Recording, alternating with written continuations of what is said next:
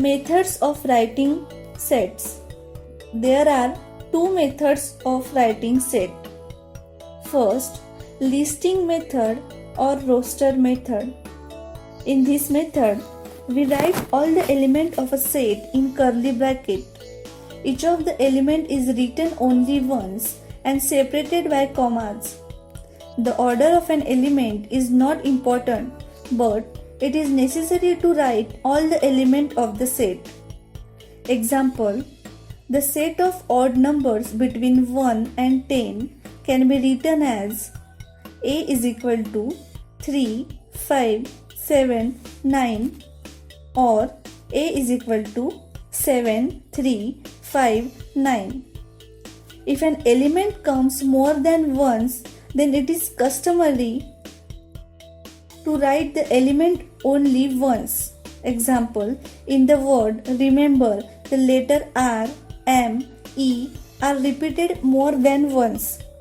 So, the set of letters of this word is given as A is equal to R, E, M, B.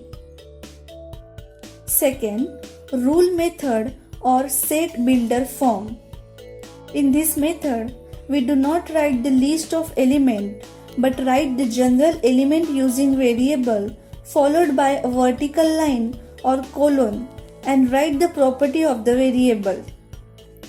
Example: A is equal to x such that x is a natural number between 1 to 10,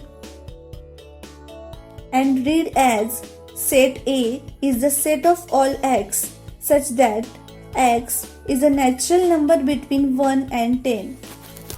Example 2: B is equal to x such that x is a prime number between 1 and 10.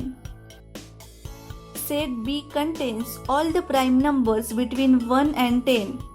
So by using listing method, set B can be written as B is equal to 2, 3, 5, 7.